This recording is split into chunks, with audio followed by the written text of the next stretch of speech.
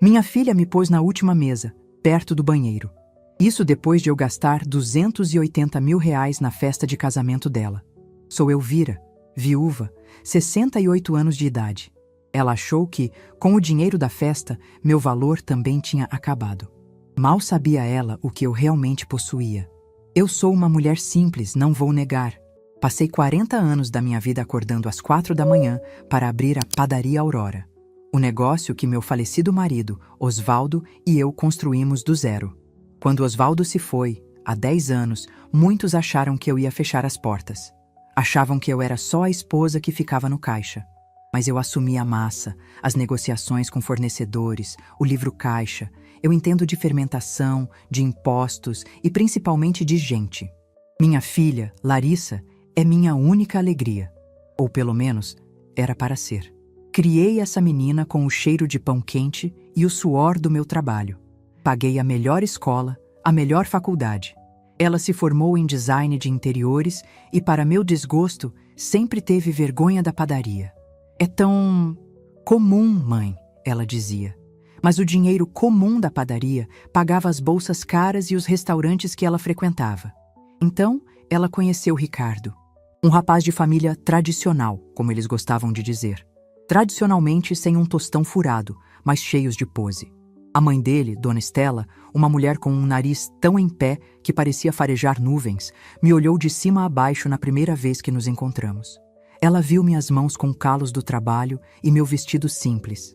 Naquele dia, ela decidiu que eu não servia, mas Larissa queria casar.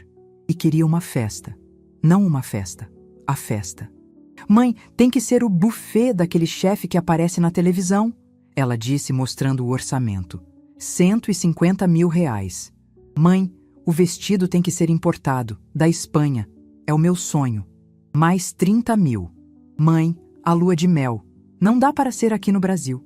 Tem que ser na Europa. A família do Ricardo espera isso. Mais 50 mil. Decoração, música, lembrancinhas. Tudo do melhor. R$ 280 mil. Para realizar o sonho dela, eu vendi um pequeno apartamento que Osvaldo tinha comprado como investimento. Raspei minha conta de economias. Deixei na conta da padaria só o suficiente para o giro do próximo mês. É tudo por você, minha filha. Você merece. Eu disse isso para ela e ela sorriu, mais interessada no catálogo de flores do que nos meus olhos cansados.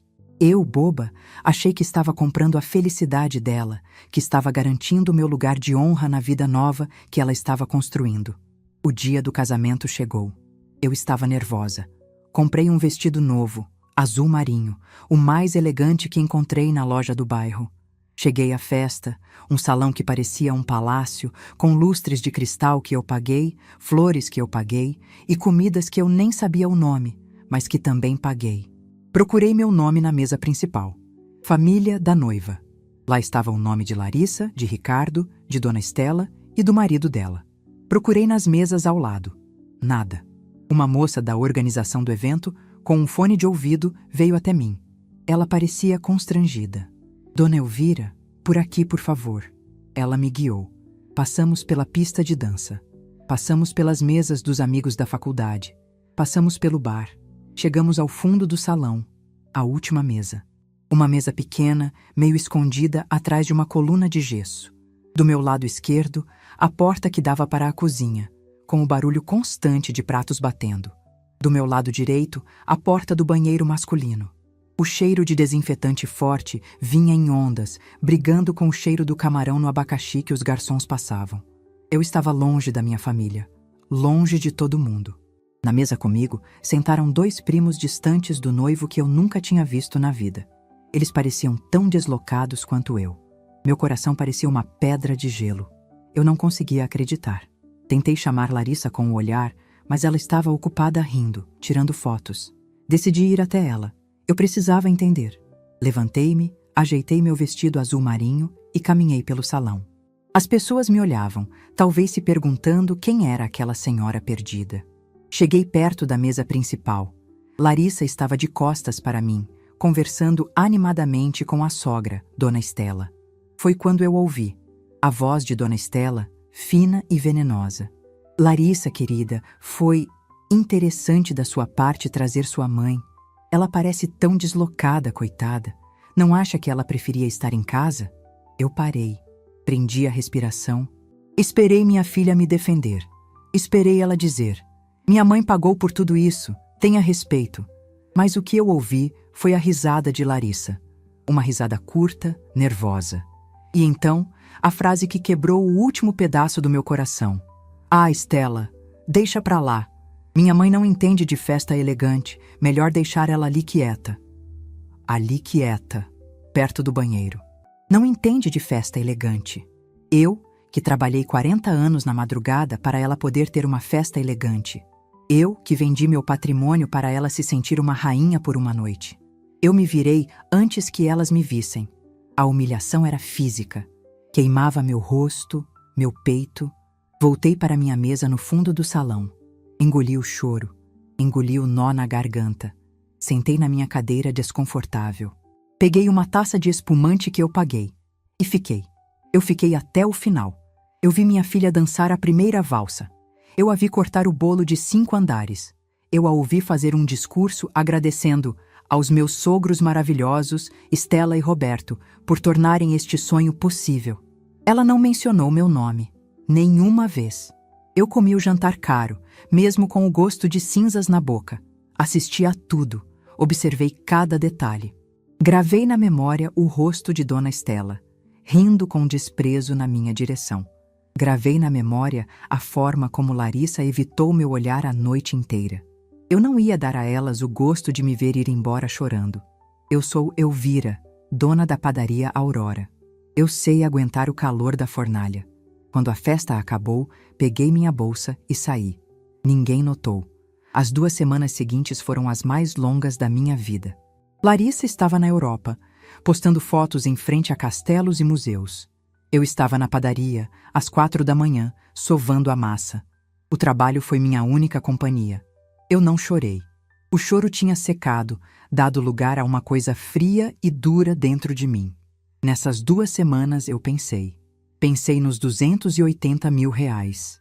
Pensei na mesa do banheiro. Pensei na frase: melhor deixar ela ali quieta. Eles achavam que eu era uma velha boba, uma fonte de dinheiro que tinha secado. Eles me usaram e me descartaram no canto mais escuro da festa. Então, hoje de manhã, o telefone tocou. Era ela, a voz alegre, bronzeada. Mãe, que saudade! Ai, a Europa foi divina, mágico. Que bom, minha filha. Fico feliz, eu disse, minha voz mais calma do que eu esperava. Então, mãe? Ah, sempre tem o então. A gente chegou no apartamento novo e ele está tão vazio. A Stella disse que não pega bem a gente receber visita com a casa pelada. Eu e o Ricardo estávamos pensando, já que a senhora gastou tanto na festa, o que é mais um pouquinho para ajudar a gente a mobiliar? Coisa pouca. Só o essencial. Eu fiquei em silêncio por 1 segundo. Olhei pela janela do meu escritório, na padaria. Vi o movimento dos clientes comprando o pão que eu fiz. O essencial dela, eu sabia, era uma geladeira de aço escovado de 10 mil reais e um sofá de designer de 15. Ela continuou, rindo nervosa. Mãe, a senhora está aí? É só para começar a vida, mãe. A senhora quer o nosso bem, não quer? Eu respirei fundo. O cheiro de café fresco encheu meus pulmões. O frio dentro de mim se tornou aço. Larissa, eu respondi calmamente, sobre esse dinheiro para mobiliar o apartamento. Eu tenho uma proposta para você. Uma proposta diferente. Acho que precisamos ter uma conversa séria sobre o seu futuro. E principalmente minha filha, sobre o meu. Ela ficou muda do outro lado da linha. Ela esperava um cheque. Ela esperava a mãe boba que ela sentou perto do banheiro.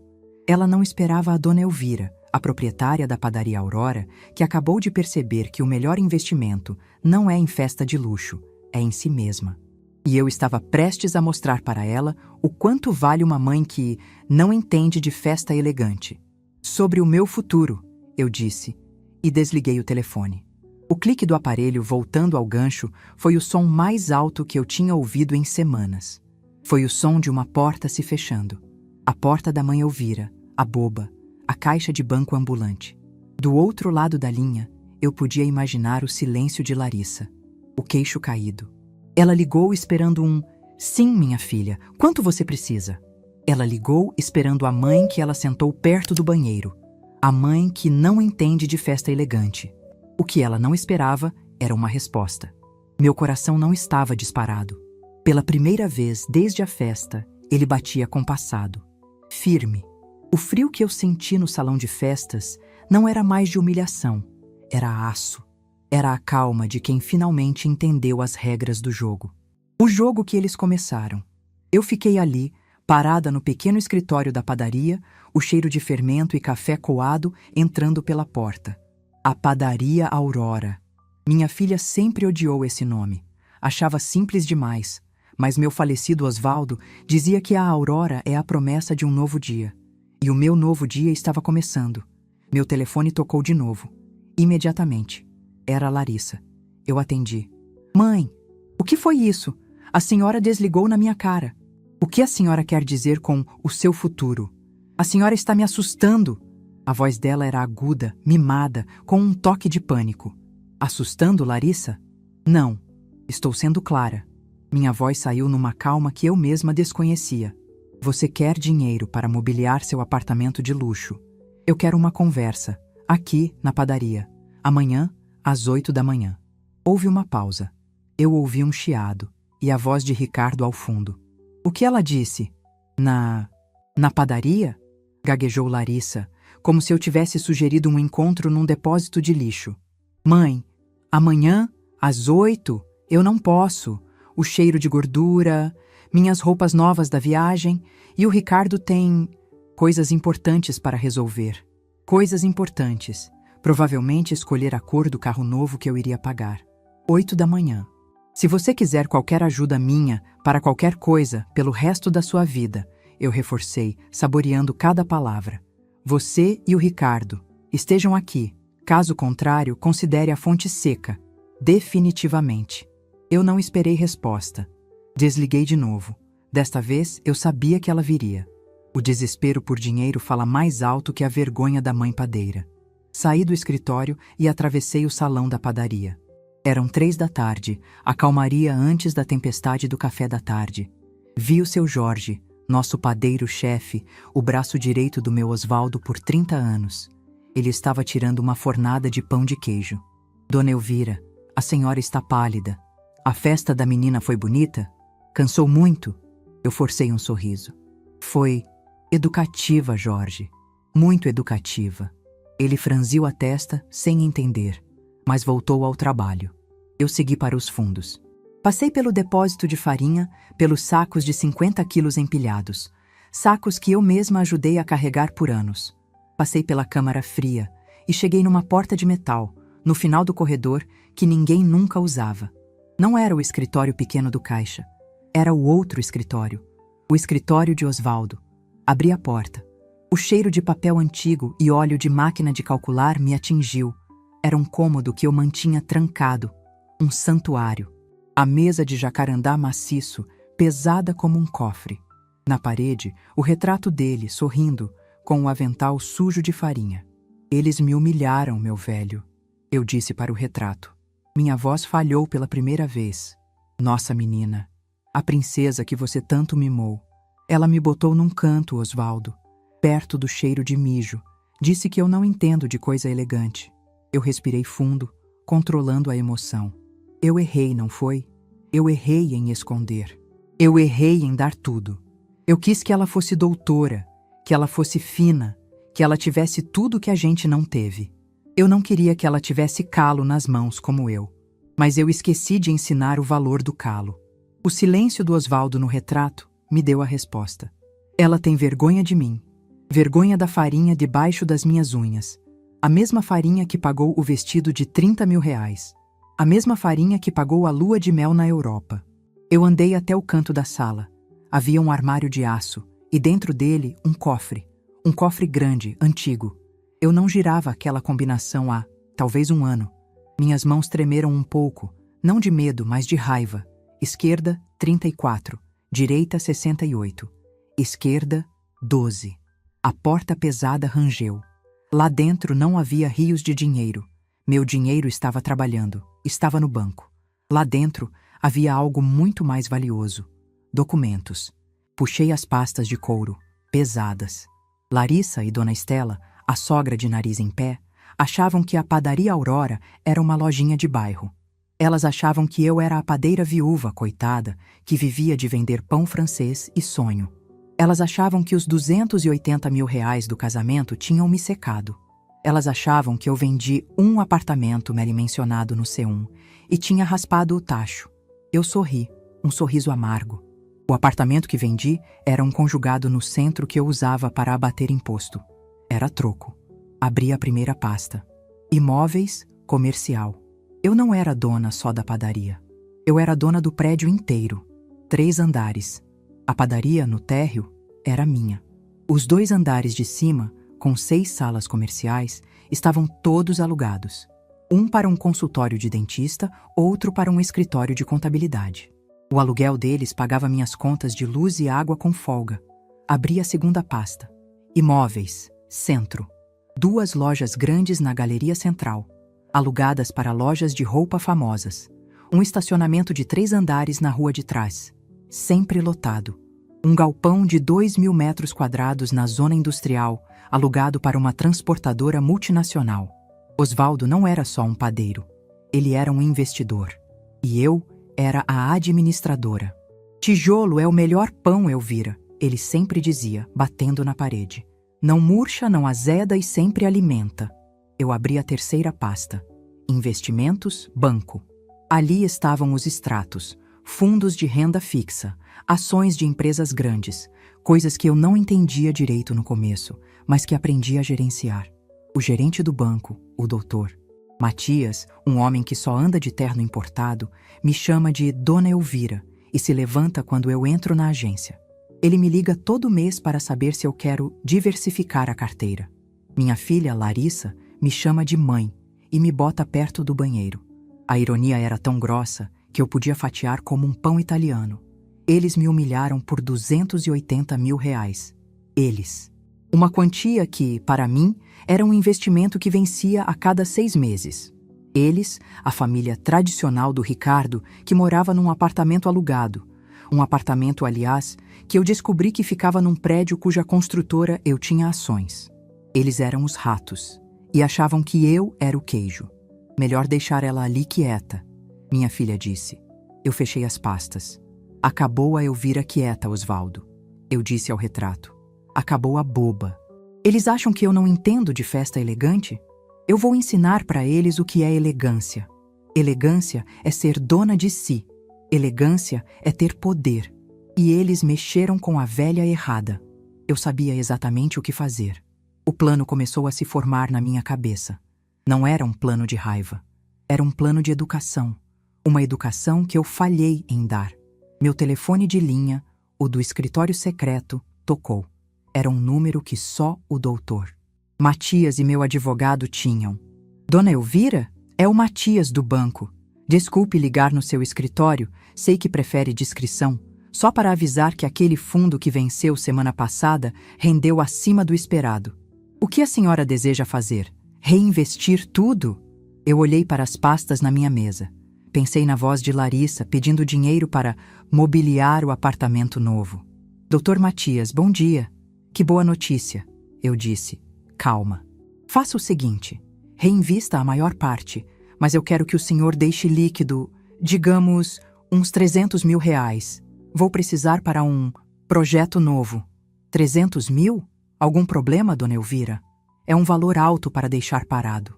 O homem estava genuinamente preocupado comigo, mais do que minha própria filha. Não se preocupe, doutor Matias. É só um investimento de risco. Um projeto educacional para a família. Desliguei o telefone. O dinheiro estava lá. Mas ele não iria para sofás de design ou geladeiras de porta dupla. Eu peguei o telefone de novo e disquei o número do meu advogado, Dr. Neves. Dr. Neves? Elvira, da padaria Aurora. Tudo bem? Preciso dos seus préstimos. Sim, é sobre minha filha. Isso, a que casou. Preciso que o senhor redija um documento para mim. Um contrato. Um contrato de trabalho, de aprendiz. Sim, isso mesmo. Com cláusulas bem específicas sobre carga horária, metas de produtividade, deveres e consequências por falha. Sem salário fixo, apenas comissão baseada em resultados. Exato. Para amanhã, 8 da manhã. Houve um silêncio do outro lado. Dona Elvira, um contrato de aprendiz para sua filha? Formada? Exatamente, doutor. Ela precisa aprender um ofício. E o marido dela também. Coloque o nome dele no contrato. Ricardo. Sobrenome. Ah, não importa. O genro. Os dois. Amanhã, aqui na padaria. Desliguei e disquei o interfone da padaria. Jorge? Sou eu. Amanhã preciso que você chegue um pouco mais tarde. Às 8. Sim. E preciso de um favor. Sabe aqueles aventais antigos, os mais grossos? Aqueles de lona que a gente usava para descarregar o caminhão? Separe 2, os maiores que tiver, e limpe bem o depósito. Vamos ter visita. Saí do escritório de Osvaldo e tranquei a porta. O aço da minha espinha estava completo. Desci para o salão da padaria. O movimento da tarde estava começando. Clientes rindo, o cheiro de pão quente. O meu mundo. O mundo real. O mundo que minha filha desprezava, mas do qual ela dependia desesperadamente.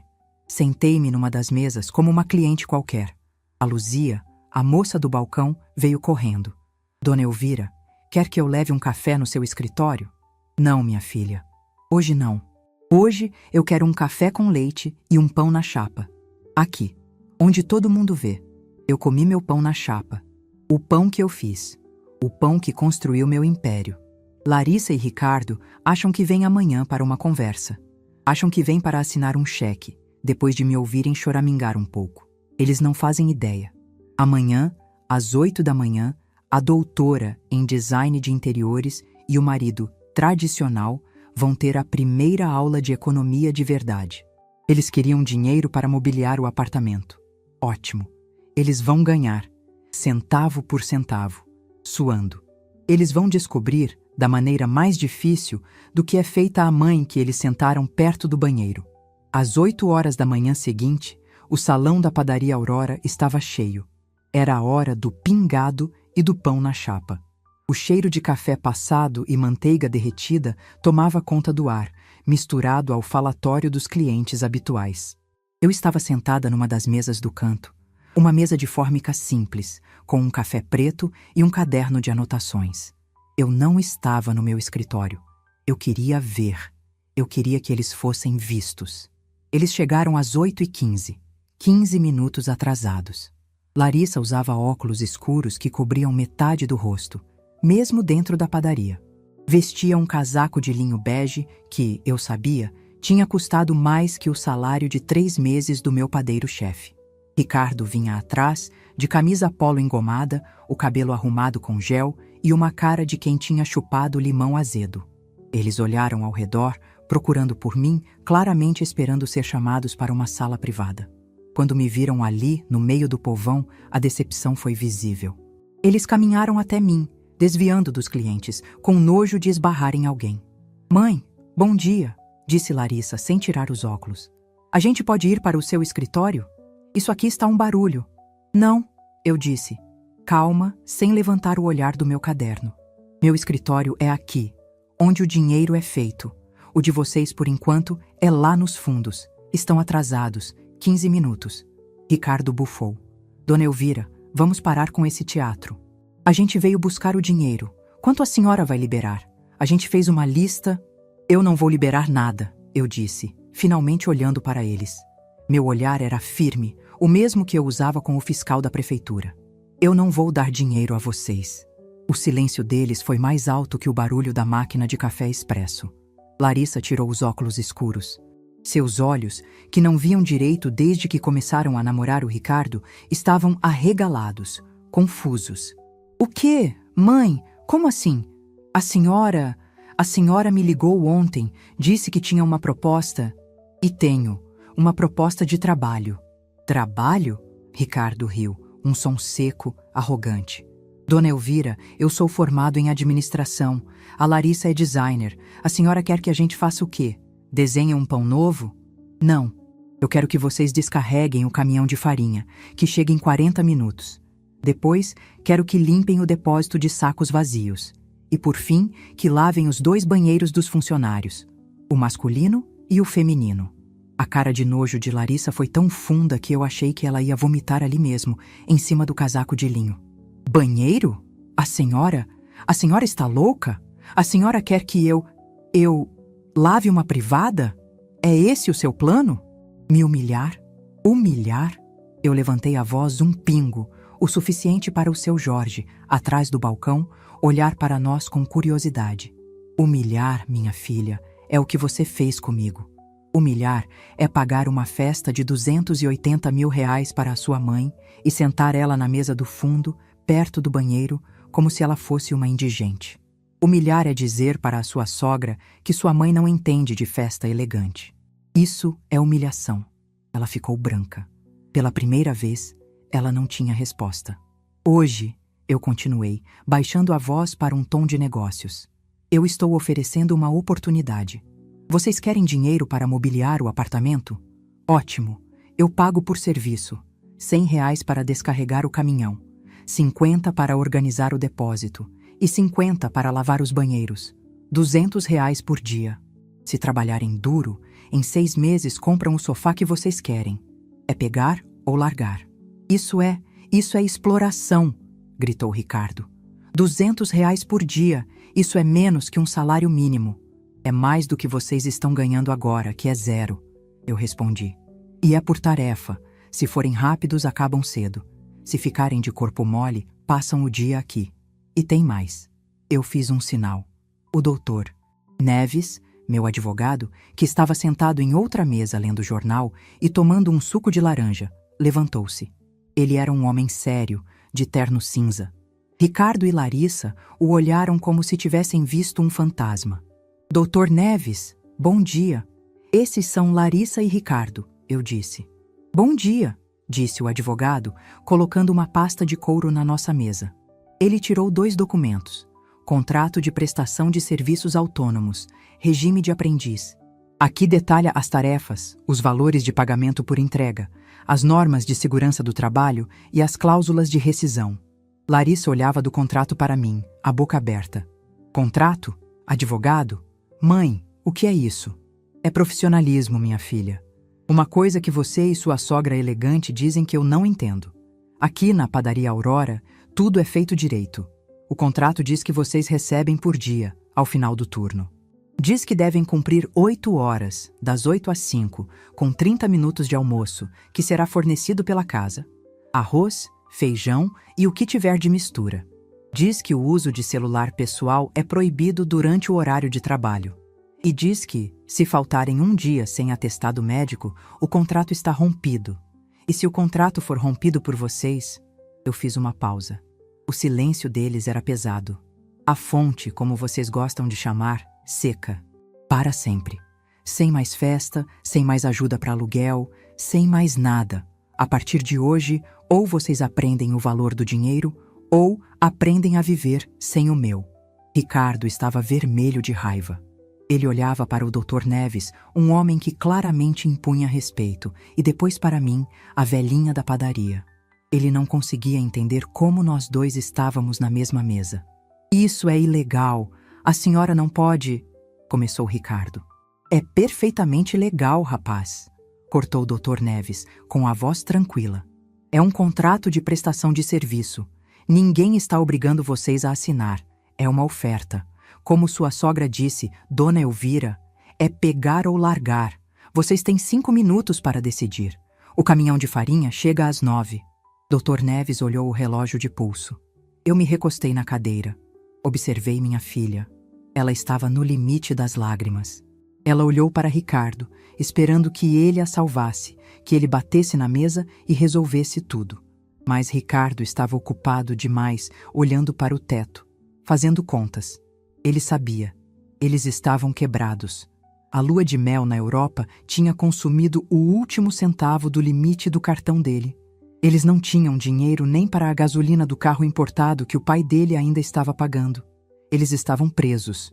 Presos pela própria arrogância.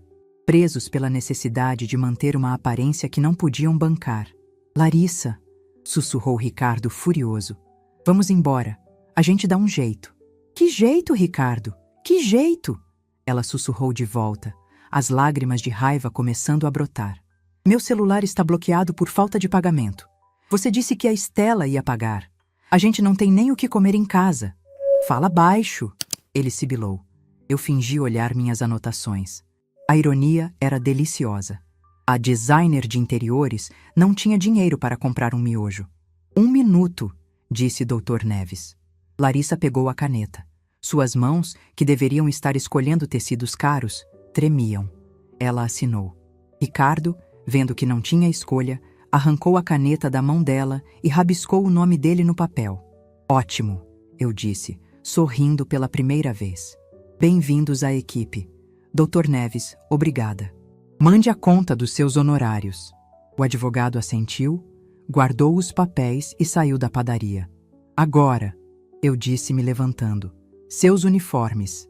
Eu os levei até os fundos. O cheiro de fermento era mais forte ali. No vestiário dos funcionários, pendurados em 2 ganchos, estavam os 2 aventais de lona que eu pedi ao Jorge.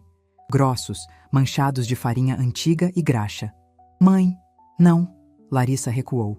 Eu não vou vestir isso. Cheira mal. Cheira a trabalho, Larissa. O cheiro que pagou seu vestido espanhol. Vistam, o caminhão está buzinando.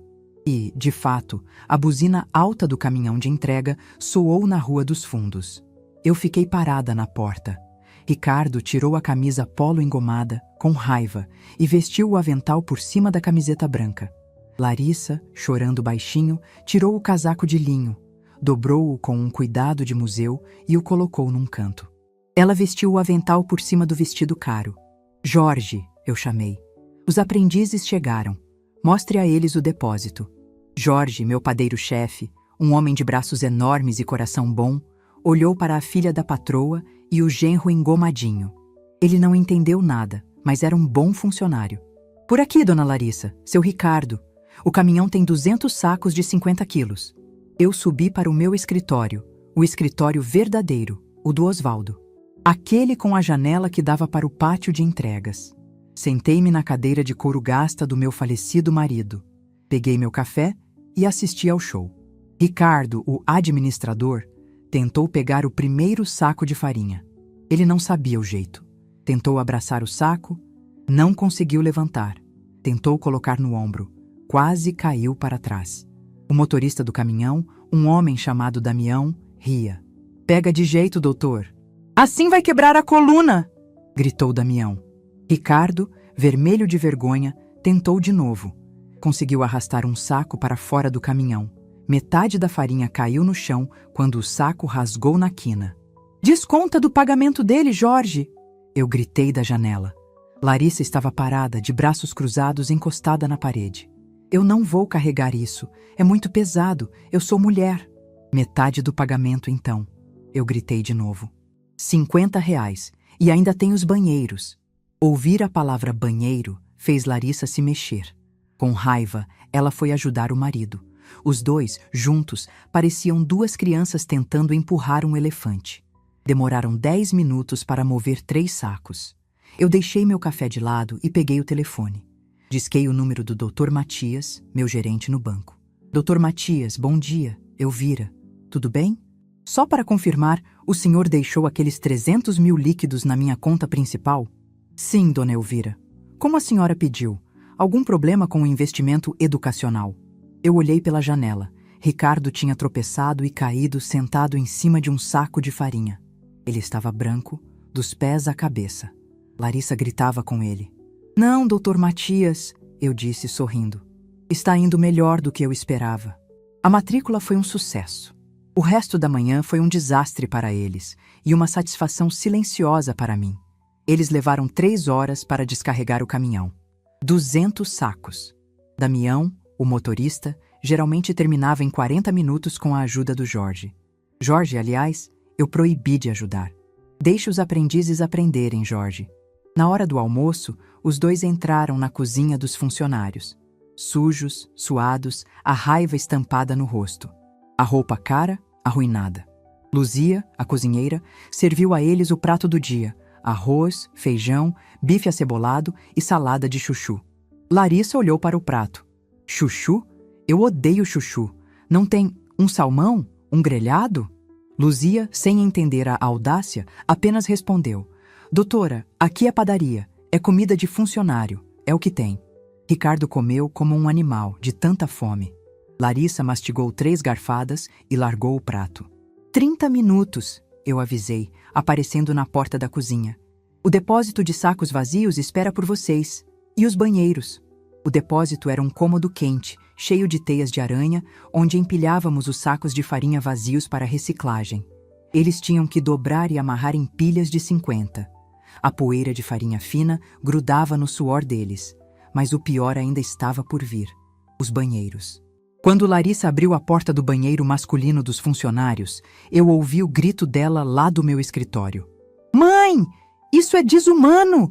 Tem coisa no vaso! Eu não vou limpar isso! Eu não vou! Eu desci. Fui até o armário de limpeza e peguei um par de luvas de borracha grossa, amarela. Peguei o desinfetante e a escova de privada. Entreguei a ela. Você me sentou perto do banheiro na sua festa. Eu disse, minha voz baixa e fria, para que só ela ouvisse. Você achou que aquele era o meu lugar. Você achou que eu não entendia de coisa elegante. Você está certa. Eu não entendo de frescura. Eu entendo de trabalho. O banheiro está sujo? Limpe. Ou não tem pagamento. E sem pagamento, não tem mobília. E sem mobília, o que a sua sogra, Dona Estela, vai pensar da casa pelada de vocês? A menção de Estela foi o golpe final. A vergonha de ser descoberta pela sogra era maior que o nojo do banheiro. Larissa pegou as luvas. Seus olhos me fuzilavam com ódio. Um ódio que eu nunca tinha visto. Eu te odeio, ela sussurrou. Ótimo, eu respondi. O ódio é um bom combustível. Talvez você limpe mais rápido. Eu me virei e a deixei lá, com o marido igualmente chocado, encarando o balde e os produtos de limpeza. O primeiro dia da educação de Larissa e Ricardo tinha sido um sucesso. Eles queriam 280 mil reais para uma festa. Hoje, eles estavam lutando por 200 reais. E o cheiro de desinfetante que vinha do corredor era a prova de que a lição estava apenas começando. Os 3 primeiros dias foram um inferno na terra para eles. E eu assisti a cada segundo. No segundo dia, eu os mandei limpar os fornos. Não os fornos elétricos, novos, que eu uso para o pão de queijo.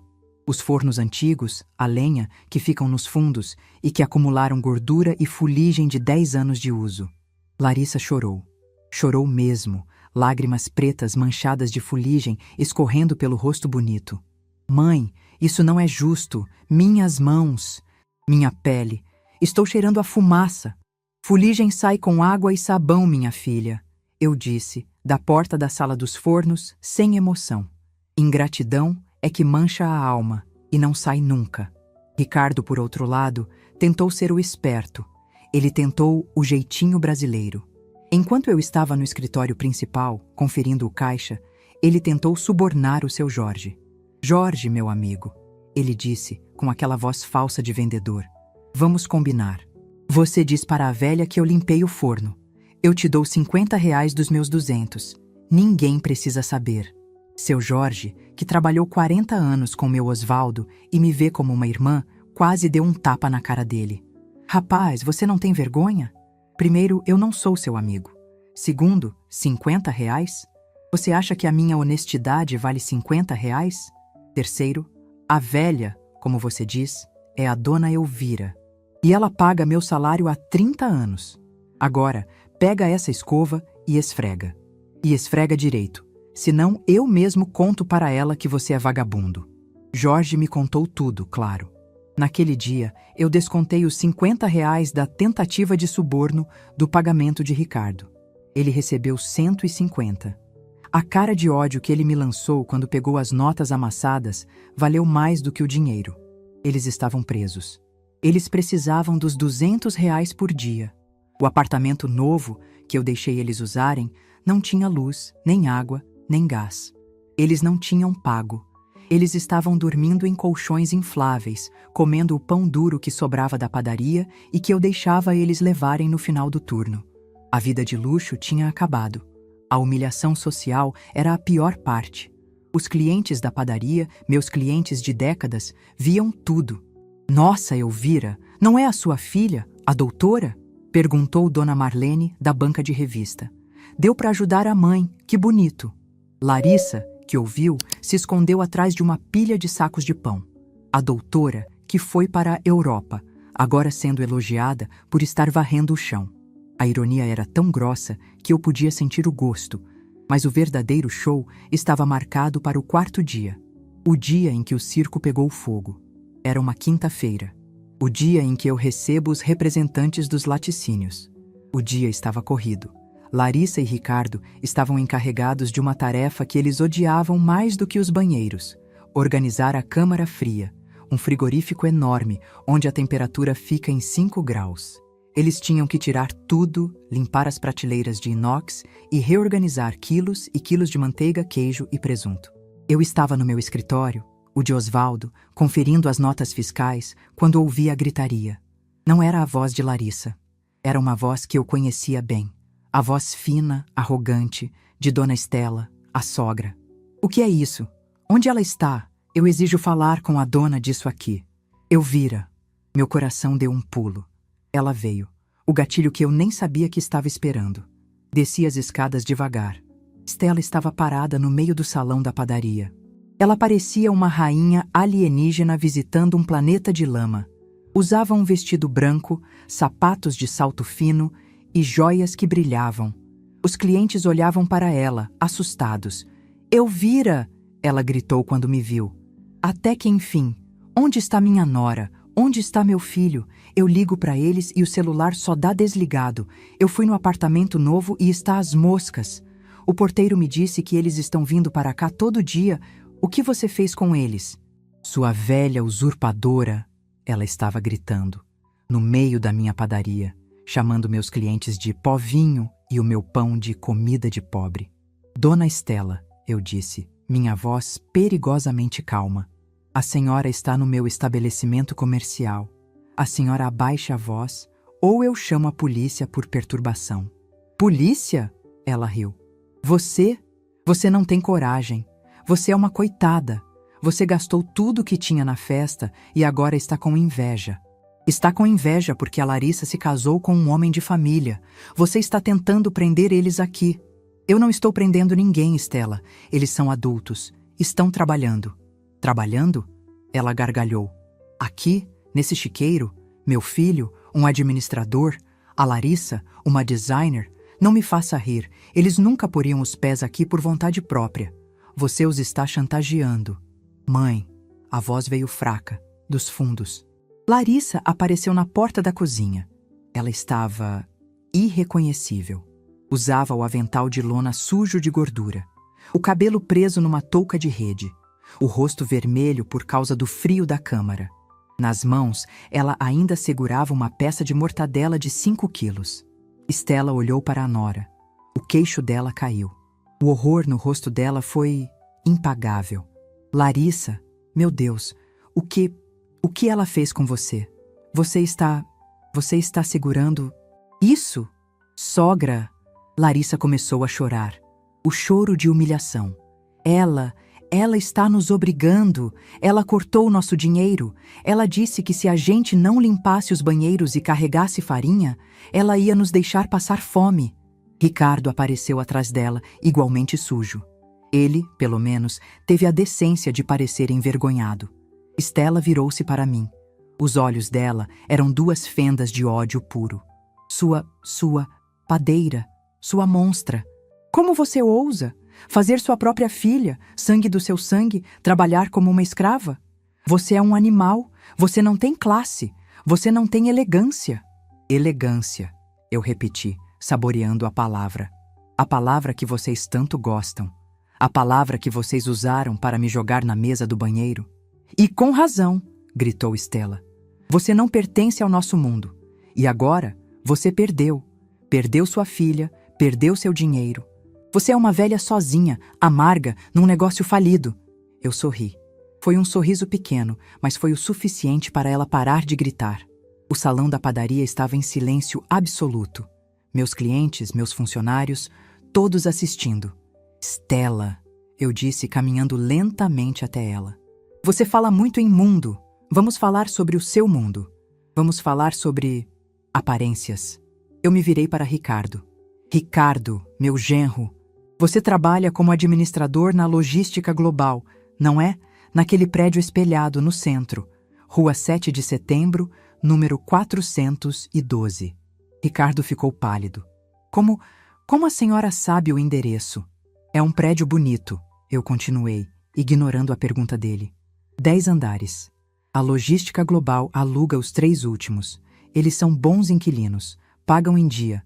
O boleto vence todo dia 5. Eu fiz uma pausa. Stella e Larissa me olhavam, sem entender. Eu sei que eles pagam em dia, Ricardo, eu disse, olhando fundo nos olhos dele. Porque o boleto é pago para a minha empresa, a EA Empreendimentos. Elvira e Osvaldo. Eu sou a dona daquele prédio, e de mais 6, ali no centro. Eu construí aquele prédio com o dinheiro do pão francês que você tem nojo de comer. O silêncio foi total. Ricardo abriu a boca, mas não saiu som. Ele não estava olhando para a sogra padeira. Ele estava olhando para a dona do prédio onde ele batia o ponto. Mas vamos continuar, eu disse, virando-me para Stella. O sorriso dela tinha sumido. A senhora, Stella. A senhora mora num apartamento lindo. Cobertura duplex. Na Rua das Acácias, 780. Apartamento 12. Um lugar muito elegante. Stella deu um passo para trás. Como você sabe? Eu sei porque a IA Empreendimentos também é dona daquele prédio. Inteirinho. E, Stella, eu estava conferindo os relatórios da imobiliária que administra para mim. Você está com 2 meses de aluguel atrasados. E o condomínio também. Eu pedi para eles terem paciência. Afinal, éramos família. Stella estava branca como a farinha no chão. Ela se apoiou numa das mesas para não cair. A mulher arrogante, a rainha, tinha virado pó. Ela não estava vendo a padeira. Ela estava vendo a proprietária que podia despejá-la. E você, Larissa? Eu disse, olhando para minha filha. Ela tinha largado a mortadela no chão. As lágrimas de humilhação tinham secado, substituídas por lágrimas de puro choque. O apartamento novo, o condomínio solar da colina, o apartamento para o qual você me ligou pedindo dinheiro para a mobília. O que tem o apartamento, mãe? Ela sussurrou. É meu. Eu não comprei aquele apartamento para você. Eu sou a dona dele. Eu vendi o terreno para a construtora anos atrás, em troca de 4 unidades como pagamento. Vocês estão morando de favor na minha propriedade. A mesma propriedade que você queria mobiliar com o meu dinheiro. Eu respirei fundo. O poder, quando revelado, tem um peso. Vocês todos, eu disse, olhando de Stella para Ricardo e para Larissa. Vocês me julgaram. Vocês olharam para as minhas mãos com calos e decidiram que eu era inferior. Vocês me sentaram perto de um banheiro porque tinham vergonha de mim. Vocês acharam que eu era a velha boba que raspou o tacho para pagar uma festa de 280 mil reais. Vocês acharam que aquele dinheiro era tudo o que eu tinha. Eu ri. Um som seco. Aquilo era o rendimento de um dos meus fundos de investimento. O rendimento de 6 meses. Eu gastei aquilo como quem compra um vestido novo, só para ver minha filha feliz. E, em troca, minha filha me disse que eu não entendo de festa elegante. Eu me aproximei de Larissa. O choque nos olhos dela era total. Ela estava vendo a mãe pela primeira vez. Não a padeira, a milionária. A mulher que construiu um império enquanto ela brincava de ser designer. O que a senhora vai fazer, mãe? Ela perguntou, a voz tremendo. Eu olhei para Stella, que estava encolhida, tentando ficar invisível. Eu olhei para Ricardo, que olhava para o chão, derrotado. Stella, eu disse em tom de ordem. Saia da minha padaria. Agora. E amanhã, às 9 da manhã, o Dr. Neves, meu advogado, vai ligar para a senhora. Vamos renegociar esse aluguel atrasado. Ou vamos executar o despejo. A escolha é sua. Stella, sem dizer uma palavra, agarrou a bolsa e saiu correndo da padaria, quase tropeçando nos próprios saltos. Os clientes abriram caminho para ela passar, como se ela fosse uma coisa suja. O silêncio voltou. Sobraram apenas eu, Larissa e Ricardo. E vocês dois, eu disse, voltando ao meu tom de negócios. Vocês acharam que o trabalho era humilhante? Achavam que 200 reais por dia era pouco? Eles não responderam. O trabalho de vocês acabou de ficar mais difícil. A partir de hoje, vocês não moram mais de graça no meu apartamento. Eu vou cobrar aluguel, R$ 500 por dia, que serão descontados do pagamento de R$ 200 que vocês ganham aqui. Larissa arregalou os olhos, fazendo as contas. Mãe, mas isso significa que a gente vai ficar devendo R$ 300 por dia para a senhora. Exatamente, eu disse. Bem-vinda à vida adulta, minha filha. Vocês queriam mobiliar o apartamento? Ótimo. Agora vocês vão ter que trabalhar para pagar o teto onde dormem. E o saldo negativo está acumulando. Eu me virei, pronta para voltar ao meu escritório. A mortadela caiu no chão, Larissa. Limpe. E depois, volte para a câmara fria. O dia ainda não acabou. E a dívida de vocês está só começando. O silêncio que se seguiu à saída de Dona Estela foi mais pesado do que os 200 sacos de farinha. Meus clientes, percebendo que o espetáculo tinha acabado, voltaram aos seus cafés, mas falavam baixo. O ar na padaria Aurora estava elétrico. Larissa ainda estava parada, com a mortadela caída aos seus pés. Ricardo olhava para o chão, os punhos cerrados. Ele não estava mais com raiva. Estava em choque. O administrador tinha acabado de ter uma aula de gestão de ativos que nenhuma faculdade ensina. Limpe, eu repeti, minha voz sem emoção. Larissa se agachou, as lágrimas de choque agora misturadas com a sujeira do chão. Ela pegou a peça de carne, limpou o chão com um pano e voltou para a câmara fria sem dizer uma palavra. Ricardo a seguiu. Eles terminaram o dia em silêncio absoluto. Às 5 da tarde, quando o turno acabou, eles vieram ao meu escritório. Não o escritório secreto de Osvaldo, mas o pequeno, perto do caixa. Eles estavam exaustos, sujos, derrotados. Eu peguei um caderno de capa preta, o meu livro caixa pessoal. Quinta-feira, eu disse escrevendo. Salário, R$ 200. Aluguel do apartamento, R$ 500. Saldo do dia, negativo em R$ 300. Dívida total, R$ 300. Assinem aqui. Larissa olhou para o livro. Mãe, a senhora está falando sério? Dívida? Eu sempre falo sério, Larissa. Você é que nunca prestou atenção. Você e seu marido vão morar no meu apartamento e vão pagar por ele. Como vocês não têm dinheiro, o valor será abatido do que eu devo a vocês. Ou melhor, do que vocês me devem. Assinem. Ricardo pegou a caneta e assinou. Ele entendeu. A dívida era a nova coleira. Eles saíram da padaria. Eu os observei pela janela. Eles não foram para o carro importado. Não tinham dinheiro para a gasolina. Foram para o ponto de ônibus no meio de todo mundo. A designer e o administrador cheirando a queijo e desinfetante, pegando o ônibus lotado para o apartamento de luxo que agora era sua prisão. As semanas seguintes foram um borrão de humilhação e trabalho duro para eles.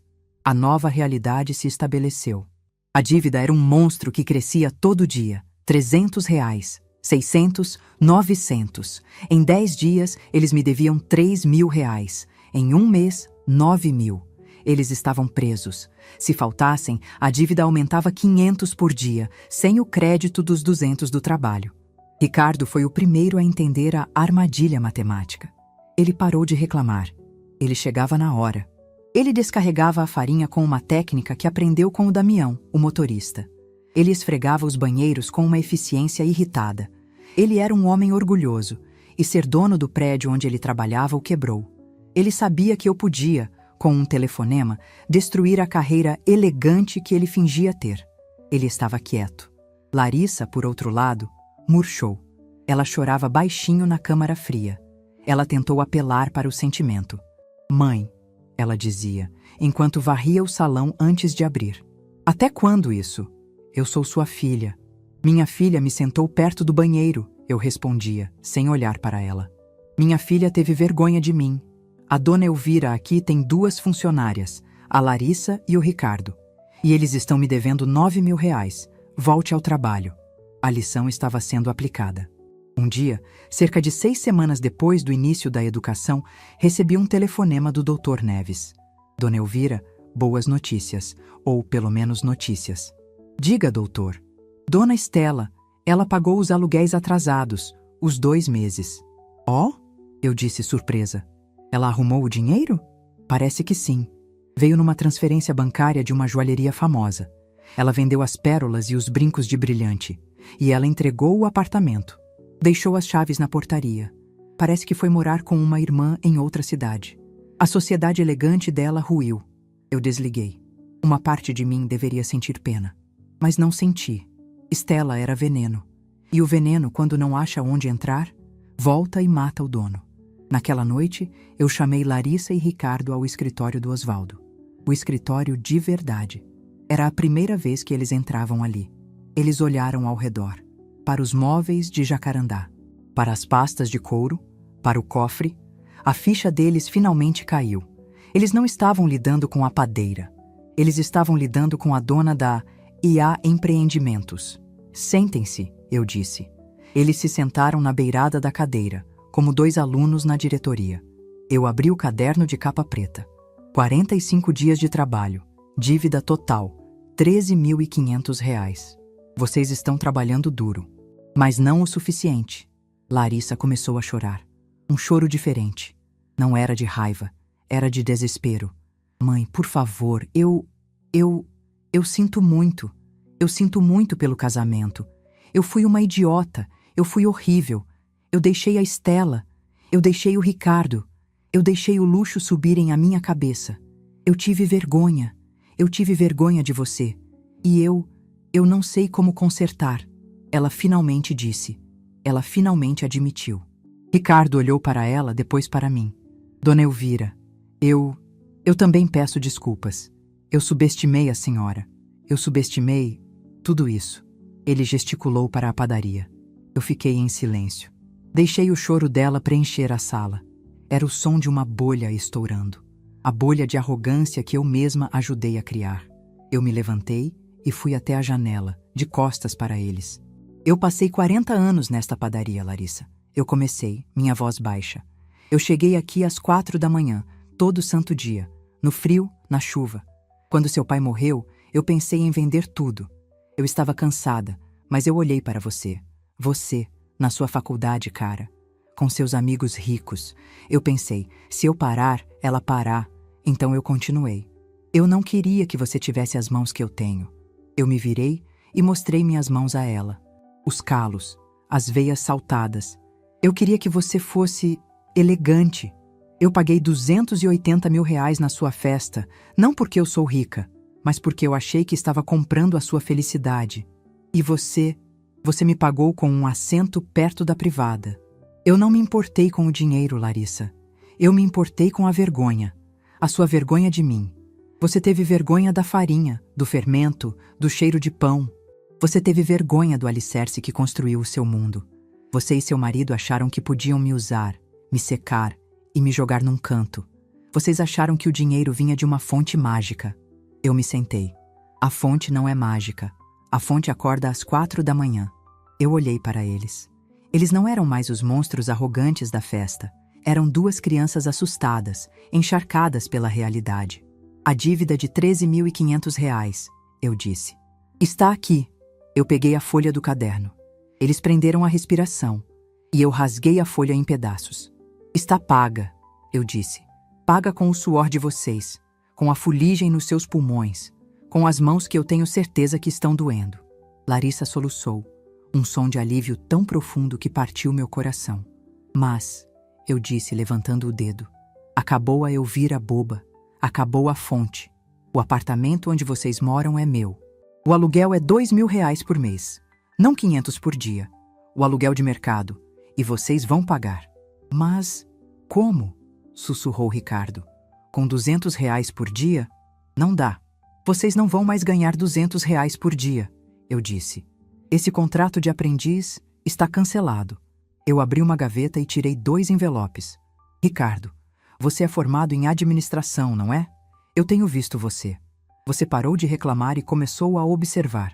Você fez anotações sobre o meu estoque de laticínios. Você percebeu que eu compro de 3 fornecedores diferentes, quando podia comprar de um e ganhar desconto no volume. Você estava correto. Eu deslizei um envelope para ele. Aqui dentro tem um contrato. Gerente administrativo da padaria Aurora. Salário, R$ 5.000. Carteira assinada. Com metas. Se você desperdiçar 1 centavo do meu dinheiro, eu corto seu pescoço. Entendido? Ricardo olhou para o contrato como se fosse o bilhete premiado da loteria. Ele assentiu, mudo. E você, Larissa? Eu deslizei o outro envelope. Você é designer de interiores. E, sinceramente, esta padaria está com a mesma cara há 30 anos. Está limpa, mas está velha. Eu quero que você a reforme. Ela me olhou, os olhos vermelhos. Reformar? Sim, mas não quero nada elegante. Eu não quero mármore de Carrara. Eu não quero lustre de cristal. Eu quero que você honre a história disso aqui.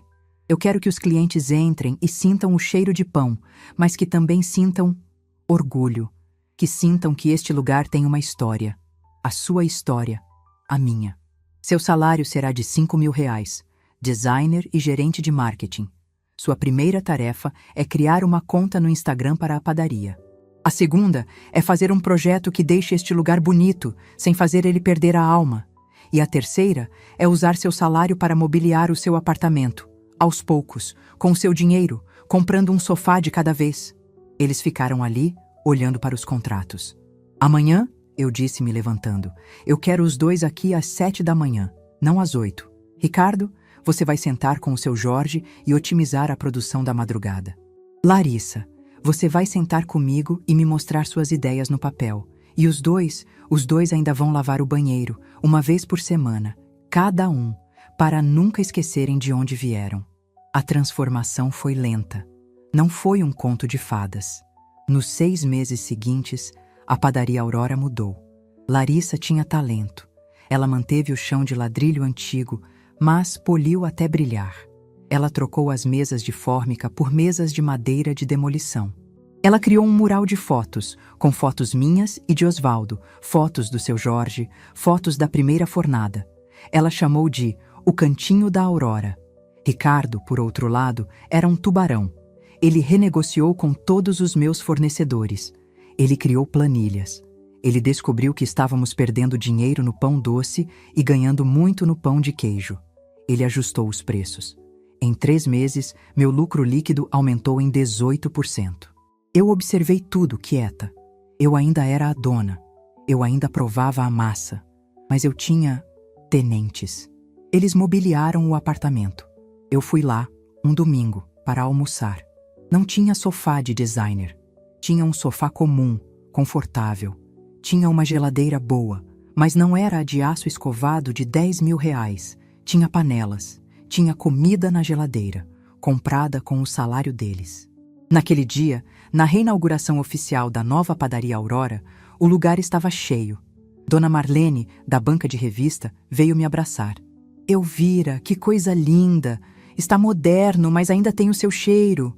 Larissa, usando um avental limpo, com o novo logo que ela desenhou, veio até mim. Ela não usava mais roupas de grife no trabalho. Usava calça jeans e uma camiseta. Ela me trouxe um café, do jeito que eu gosto.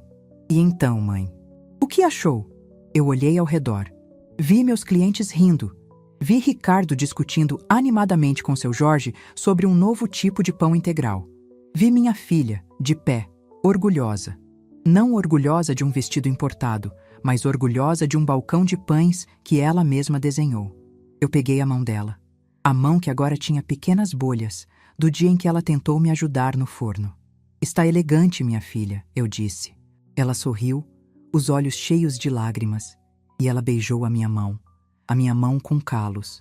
Eu tomei meu café. Eu finalmente tinha entendido. Eu passei a vida inteira tentando dar à minha filha um mundo sem sacrifício, e quase a perdi. Eu tive que fazê-la descer ao porão, ao lado do banheiro, para que ela pudesse finalmente ver o topo do prédio. A verdadeira elegância não é sobre o dinheiro que você gasta, é sobre o valor que você constrói.